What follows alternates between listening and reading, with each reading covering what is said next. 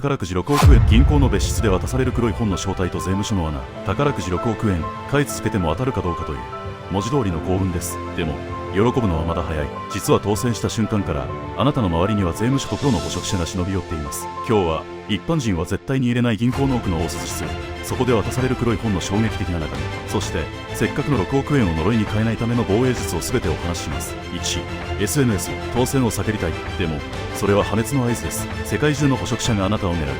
SNS に当選を載せた瞬間、疎遠だった親戚や友人が親切な顔をして現れます。断れば恩知らずと叩かれ、応じれば際限なく吸い取られ、人間関係は崩壊します。物理的な防犯リスク、写真の風景や反射、メタデータから住所は即特定されます。6億円は強盗が命を懸けるのに十分すぎる金額です。税務署の AI 監視。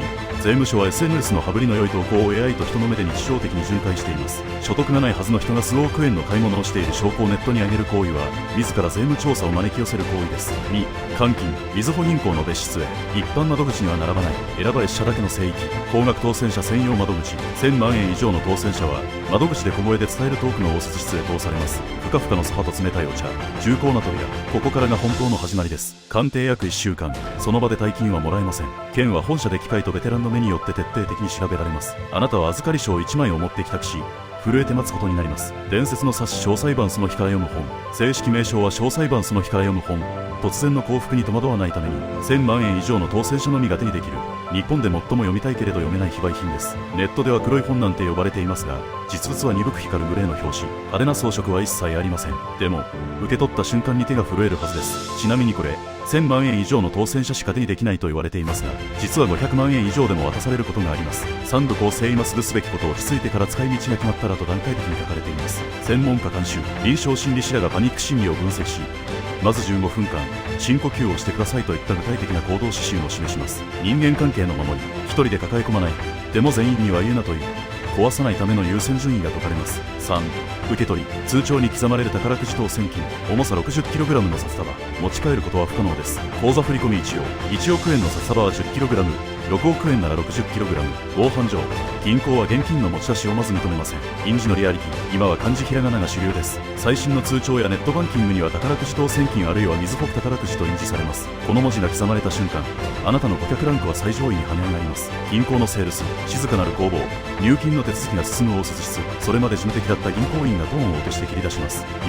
これほどの資産を普通預金に置くのはお勧めできません。当行には特別な顧客様専用のプライベートバンキングプランがございまして、支店長クラスが登場し、外貨建て保険や投資信託を提案してきます。彼らもプロですが、同時に銀行の利益も背負っています。冊子の教えは一つ。決断は後日に。冷却期間を必ず自分に与えてください。4、防御。最強の縦受け取り証書。これがないと6億円は呪われた金になります。当選金受取証書。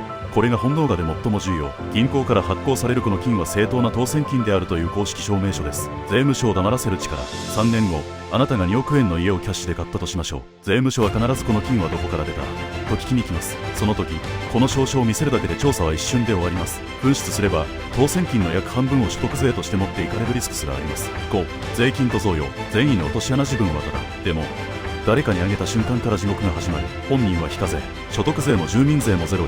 6億円は丸々あなたのものです。贈与税の恐怖。親戚に1億、子に1億と配ると、受け取った側には最高 55% の贈与税がかかります。1億円あげて相手に5000万円以上の納税義務を背負わせる善意が急になる瞬間です。共同購入の回避術。分配したいなら受け取り時に複数人で買ったと申告し、全員の名前を証書に載せること。これだけが合法的に贈与税を逃れる唯一のルートです。6、監視。当選者の破産率と税務署の目。隠し通すことはできない。彼らはあなたの財布を見ている。宝くじの呪い。破産率は実に 70% です。最も米国のデータではありますが、高額当選者の約 70% が数年以内に自己破産すると言われています。ライフスタイルのインフレ、周囲からの搾取、知識のない無謀な投資。これが現実です。税務署の把握ルート。銀行からの高額入出金報告、高額資産の登記情報。あらゆるルートで情報は集約されます。お尋ねという招待状。ある日届く。